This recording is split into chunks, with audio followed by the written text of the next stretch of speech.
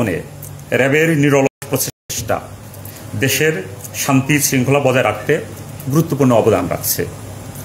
তারই ধারাবাহিকতায় rapid action battalion বিভিন্ন জায়গায় নিয়মিত অভিযান পরিচালনা করছে এবং সফল হচ্ছে।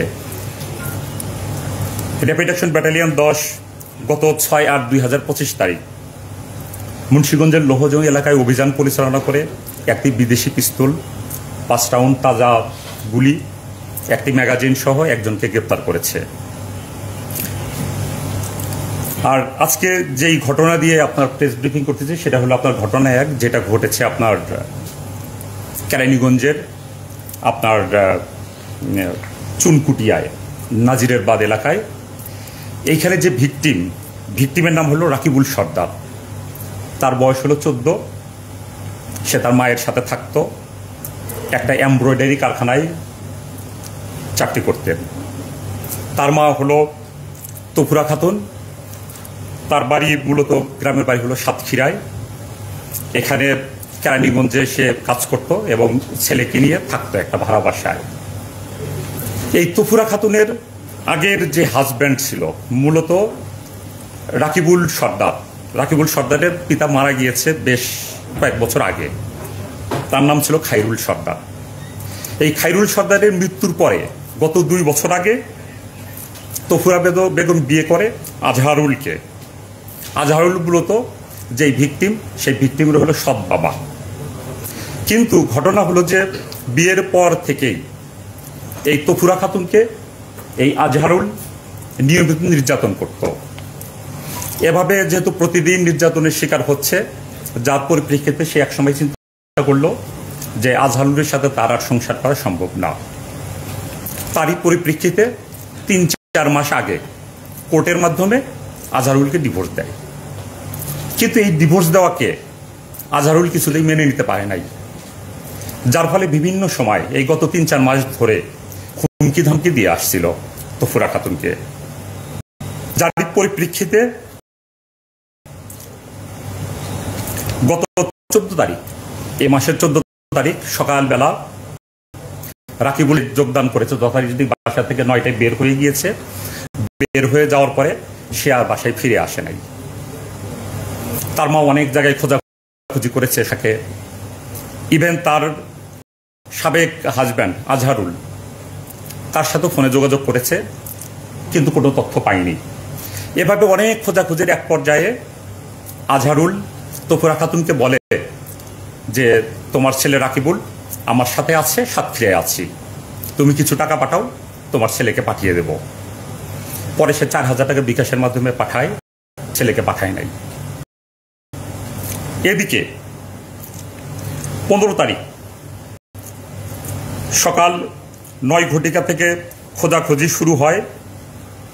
16 তারিখ সকালবেলা তফুরা খাতুন এই হাজব্যান্ড আজহারুলেরই এক পরিচিত, তার মাধ্যমে ফোনে জানতে পারে যে তার ছেলে সর্দার রাকিবুল এই আজহারুলের একটা ভাড়া বাসায় আছে, এবং ভাড়া বাসাটা অন্য একটা বাসা, সেটা কিন্তু এই কেরানীগঞ্জের ভিতরেই আর একটা ভাড়া বাসায় আছে। তারপরে সে সাথে সাথে এবং এলাকার লোকজনও গন্ধ পাচ্ছিল বাইরে থেকে, এবং এই ঘটনাটা কিন্তু অনেক মিডিয়ায়ও কিন্তু প্রকাশ হয়েছে। তারপরে সে যখন 999-এ ফোন করে, তারপরে পুলিশ আসে। পুলিশ এসে আপনার 11:30টার সময় সেই আজহারুলের যে ভাড়া বাসা, সেই ভাড়াসা থেকে ভিকটিমের লাশ উদ্ধার করে। এর পরিপ্রেক্ষিতে গতকাল হত্যা মামলা রুজু হয় কেরানীগঞ্জ, দক্ষিণ কেরানীগঞ্জ থানায়। তারপর থেকেই র্যাপিড অ্যাকশন ব্যাটালিয়ন অধিযাচন পেয়ে আসামিকে খোঁজাখুঁজি শুরু করে। তারা অবশেষে র্যাপিড অ্যাকশন ব্যাটালিয়ন 10 এবং 6-এর 2টি টিম তাদেরকে, একমাত্র আসামিকে আজহারুলকে, এখন পর্যন্ত একমাত্র আসামি, তদন্তে হয়তো বা আরও বের হতে পারে, তাকে খুলনা মেট্রোপলিটনের এলাকা থেকে তাকে গ্রেপ্তার করা হয়। তাকে জিজ্ঞাসাবাদে যেটা জানা গিয়েছে আর কি, সে যে মূলত সে চাচ্ছিল যে সংসারটা টিকে থাক, কিন্তু তফুরা বেগম কিছুতেই রাজি হচ্ছিল না। তার অনেক ক্ষোভ ছিল, অনেক কষ্ট ছিল। তারপরে তার ছেলেকে নিয়ে আসে, সর্দার রাকিবুলকে নিয়ে আসে তার বাসায়। তার ছেলেকে দিয়েও সে চেষ্টা করছে যে তার মাকে একটু বোঝানো কিন্তু ছেলে রাজি হয় নাই, যে মা যেটা সিদ্ধান্ত নেয় সেটাই। পরবর্তীতে আলটিমেটলি ছেলেকে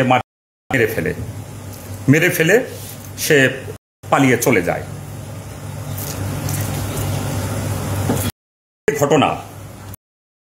এই ঘটনার মামলা দায়েরের 6 ঘন্টা, কিন্তু 6 ঘন্টার মধ্যেই কিন্তু প্রধান যে আসামি, সেই আসামিকে আমরা গ্রেপ্তার করতে সক্ষম হই। আরেকটা চাঞ্চল্যকর ঘটনা ঘটেছে আপনার ফরিদপুরে। এখানে ফরিদপুরে যে ভিকটিম হলো রেদওয়ান, তার বয়স হলো 28 বছর। সে মূলত ঢাকায় থাকে, মাঝে মধ্যে ফরিদপুরে যায়। তার বাড়ি হলো 22 রশি, থানা সদরপুর, জেলা ফরিদপুর। সে যেদিন নিখোঁজ হয়ে যায় 13/8/2025 তারিখ, সে তার ব্যক্তিগত একটা সাইকেল ছিল, সেটা হলো সুজুকি ব্র্যান্ডের, আইফোন ইউজ করত। সে তার ফোন, তার মোটর সাইকেল নিয়ে বাসা থেকে বের হয়ে যায় বিকাল 3টায়। তারপর থেকে আর তার খোঁজ খবর আসলে পাওয়া যায় নাই। তার মা রাবেয়া বেগম অনেক খোঁজাখুঁজি করে, বিভিন্ন জায়গায় ফোন করে, বিভিন্ন জায়গায় যায়, না পেয়ে জিডি করে, সাধারণ ডায়েরি করে সদরপুর থানায়। এই জিডি করার পরে বিভিন্ন জায়গায় পোস্টারিং হয়, ফেসবুকে বিভিন্ন জায়গায় মিডিয়া করে তার ছেলের সন্ধানের জন্য। এরপরে তার বন্ধুদের মাধ্যমে একটা খবর পায় যে তার ছেলে বিকেল 4 ঘটিকার দিকে ফুকুরহাটি থেকে ভাঙ্গার দিকে যাচ্ছিল। এটা একটা ক্লু পায় যে ভাঙ্গার দিকে যাচ্ছিল। যাই হোক, বিভিন্ন খোঁজাখুঁজির পরে গতকাল দুপুরে স্থানীয়দের মাধ্যমে একটা খবর পায় যে ভাঙ্গা থানাধীন তুজার ইউনিয়নের চারালদিয়া গ্রামের একটি বিল থেকে একটি মৃতদেহ পুলিশ উদ্ধার করেছে। তারপরে তৎক্ষণাৎ ভিকটিমের মা ঘটনাস্থলে ছুটে গিয়ে ভিকটিমের চেহারা দেখে তার ছেলেকে শনাক্ত করে। এ সংক্রান্তে তার ভিকটিমের মা বাদী হয়ে একটি হত্যা মামলা রুজু করে। এই ঘটনা ব্যাটালিয়ন 10 কাজ শুরু করে। তথ্য প্রযুক্তি এবং বিভিন্ন তথ্যের সহায়তায় ভিকটিমকে গতকাল রাতে চারালদি এলাকায় অভিযান করে তাকে গ্রেপ্তার করা হয়। এবং অভিযানের সময় ভিকটিম যে ব্যবহার করত তার সুজুকি মোটর সাইকেল, তারপর তার মানি ব্যাগ, তার আরও অন্যান্য যে তথ্য, সেই জিনিসগুলো উদ্ধার করে। এখানে ভিকটিমকে যখন আমরা ফার্স্টে আমরা মোটর সাইকেলটা উদ্ধার করি আপনার মাদারীপুর জেলার শিবচর এলাকা থেকে, একটা মাদ্রাসা থেকে আমরা উদ্ধার করি ভিকটিমের মোটর সাইকেলটি। তারপরে ভিকটিমের যে রক্ত মাখানো কাপড় চোপড়, তারপরে ভিকটিমের মানি ব্যাগ, এগুলো আসামির বাসা থেকে উদ্ধার করা হয়। ঘটনায় যেই চাকুটি ব্যবহার করা হয়েছিল সেই চাকুটিও আমরা আসামির বাড়ি থেকে আমরা উদ্ধার করি। ভিকটিমকে গ্রেপ্তারের পরে জিজ্ঞাসাবাদে যেটা জানা যায়, সেই কিভাবে সে খুনটা করেছে সেটার লোমহর্ষক ঘটনা আমাদের কাছে বর্ণনা করে।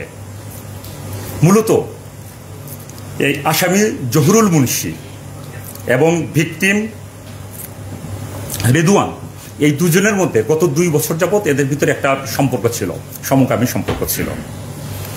এক পর্যায়ে জহুরুল মুন্সি যে আসামি, সে এই সম্পর্কটা আর কন্টিনিউ করতে চাচ্ছিল না। কিন্তু ঘটনার দিন 13 তারিখ যখন ভিকটিম তার বাসায় আসে, তখন সে কিছুতেই রাজি হচ্ছিল না। কিন্তু এই যে আসামি খুব ভিকটিম খুব জোরাজোরি করতেছিল এবং তাকে ভয় দেখাচ্ছিল যে তোমার কিন্তু ভিডিও আছে আমার মোবাইলে, আমি কিন্তু এটা প্রচার করে দেব। তারপরে সে দেখলো যে তার তো এরকম খারাপ একটা ভিডিও আছে তার ফোনে, এটা যদি প্রচার করে যায় তাহলে তার একটা বড় একটা সম্মানহানি হবে। সেটা চিন্তা করে সে তৎক্ষণাৎ তাকে একটু প্রহার করার জন্য, দ্যাট মিনস তাকে আঘাত করার জন্য সে উদ্বুদ্ধ হয়। তখন একটা ছুরি দিয়ে তখন তার ঘাড়ের এখানে একটা পোজ দেয়। ঘাড়ে পোজ দেওয়ার পরে রীতিমতো ব্লিডিং হতে থাকে। তারপর অল্প সময়ের মধ্যে, যেহেতু এটা একটা সেন্সিটিভ জায়গা, অল্প সময়ের মধ্যেই তার ভাষ্য মতে যে অল্প প্রায় 5 থেকে 6 মিনিটের মধ্যে এত ব্লিডিং হয় যে সে নিস্তেজ হয়ে যায়। তারপর সে নিস্তেজ দেহটি টেনে হিসড়ে তার বাড়ির পাশে যেই ডোবা ছিল সেই ডোবার মধ্যে ফেলে দেয়। সে মোটামুটি নিশ্চিত ছিল যে পানিতে ফেলে দিয়েছে, লাশ নিখোঁজ হয়ে যাবে, এটার আর টেস্ট থাকবে না, এটাই তার মাথার চিন্তা ছিল। কিন্তু 2 দিন পরে লাশটা ভেসে ওঠে, কিছুটা দুর্গন্ধও ছড়ায়। তখন সে যেই ছুরিটা ছিল ওই ছুরি দিয়েই লাশের পেট কেটে জিআই তার দিয়ে তার পেটের সাথে 2টা মাটির বস্তা, বালুর বস্তা বেঁধে ডুবিয়ে দেয়। কিন্তু সেটা তো তার লাভ হয় নাই। গতকাল সেই লাশটা আবার ডিটেক্ট হয়।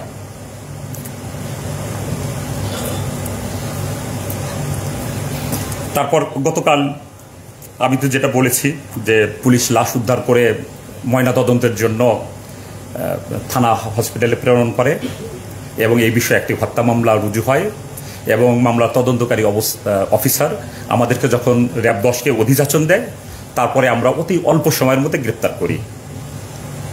অর্থাৎ এই যে 2টা চাঞ্চল্যকর ঘটনা, আপনার রাকিবুল সর্দার হত্যা সৎ বাবা কর্তৃক আর রিদওয়ান হত্যা, এই 2টা চাঞ্চল্যকর মামলার যেই প্রধান আসামিদ্বয়কে র্যাপিড অ্যাকশন ব্যাটালিয়ন অতি অল্প সময়ের মধ্যে গ্রেপ্তার করতে সক্ষম হয়েছে। এবং আপনারা দোয়া করবেন এরকম অভিযান যাতে আমরা নিয়মিত করতে পারি এবং জনগণের আমাদের প্রতি যেই আস্থা আছে সেই আস্থা যাতে আমরা রাখতে পারি এবং আমাদের কার্যক্রম যেন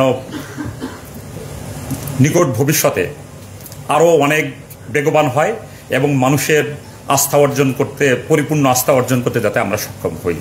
সকলকে ধন্যবাদ। একটা বিষয় ছিল রাকিবুল সরকার মারা গেছেন, আসলে কি প্রক্রিয়া তাকে মারা হলো? আচ্ছা, রাকিবুল সর্দারকে আমি আমার বর্ণনায় বলেছি যে রাকিবুল সর্দারকে ভিকটিমকে আসামিকে জিজ্ঞাসাবাদে যেটা জানা গিয়েছে যে রাকিবুল সর্দারকে আসামি আজহারুল তার বাসায় নিয়ে গিয়েছে মূলত, মানে তার ভাষ্যমতে যে মূলত তার মাকে বুঝানোর জন্য, যাতে তার মা আবার তাকে বিয়ে করে বা ছেড়ে না যায়। কিন্তু সে যেহেতু রাজি হয়নি, আরও উল্টো তাকে বকাঝকা করেছে, সেজন্য ক্ষিপ্ত হয়ে তাকে মারধর করেছে এবং গলায় আঘাত করেছে এবং এই গলায় আঘাতের ফলেই মনে করা হচ্ছে যে হয়তোবা তার মৃত্যু হয়েছে।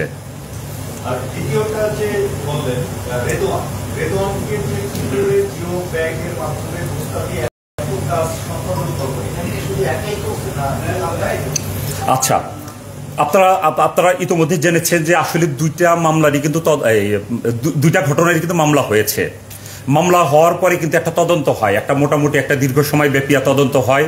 আমরা আজকে যেটা পেয়েছি সেই জিনিসটাই আপনাদের সামনে উপস্থাপন করলাম।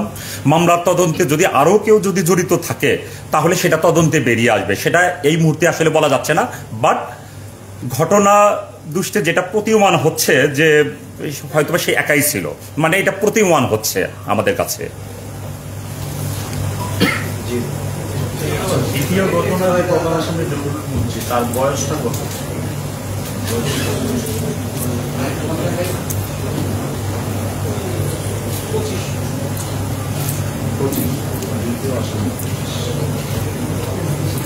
আপনার যে ভিকটিম হলো 28 আর হলো জহুরুল মুন্সি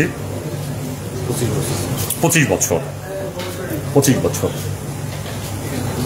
ঠিক আছে, সকলকে ধন্যবাদ। এখন আপনার র্যাপিড অ্যাকশন ব্যাটালিয়নের 2 এর